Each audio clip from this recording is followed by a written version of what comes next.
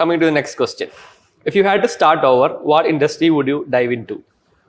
Like more over Apart from priority എട്ടെക് ആയ first priority ഞാൻ always അറിയുമല്ലോ, കാര്യം അതിന്റെ ഒരു പാഷൻ ആയിരുന്നു, അങ്ങനെ തുടങ്ങിയാണ്. അതർവൈസ് ലൈക്ക് എനിക്ക് എപ്പോഴും B2B എനിക്ക് താല്പര്യം ഇല്ല. എനിക്ക് B2C മാത്രമാണ്, ടുവേർഡ്സ് എ യൂസർ. അവിടെ ഒരു ബ്രാൻഡ് ബിൽഡ് ചെയ്യുക എന്നുള്ളത് തന്നെയാണ് എന്റെ ഏറ്റവും ഇൻട്രസ്റ്റ് ഉള്ളതെന്ന് പറയുന്നത്. അതിൽ പ്രൊഡക്ട്സ് ഇനി ട്രൈ ചെയ്യണമെന്ന് എനിക്ക് ഭയങ്കര ഇൻട്രസ്റ്റ് ഉള്ള സ്ഥലമാണ്. Like some of the co founders if come, I just align with them. അങ്ങനെയാണെങ്കിൽ അവരെ ഹെൽപ്പ് ചെയ്തിട്ട് അവരെ കൊണ്ടൊരു പ്രൊഡക്ട്സ് ബിൽഡ് ചെയ്യാൻ എനിക്ക് ഭയങ്കര KPH podcast. Listen. Yeah. അപ്പം പ്രൊഡക്റ്റുകൾ ലൈക്ക് കറക്റ്റ്ലി ഇപ്പം correct product in the sense പറഞ്ഞു കഴിഞ്ഞാൽ FMCG ആവാം, അങ്ങനെ പല പ്രൊഡക്റ്റുകളും. അപ്പൊ ആ ബ്രാൻഡ് പ്രൊഡക്റ്റിന് എൻട്രി ബാരിയർ വളരെ ലെസ് ആണ് കമ്പയറിംഗ് ടു സർവീസ് ഓറിയന്റഡ്. ഇപ്പൊ ഞാൻ സൈലം എട്ടെക് എന്ന് പറയുമ്പോൾ ഒരു സർവീസ് ഓറിയന്റഡ് ആയിട്ടുള്ള ഫോമാണ്.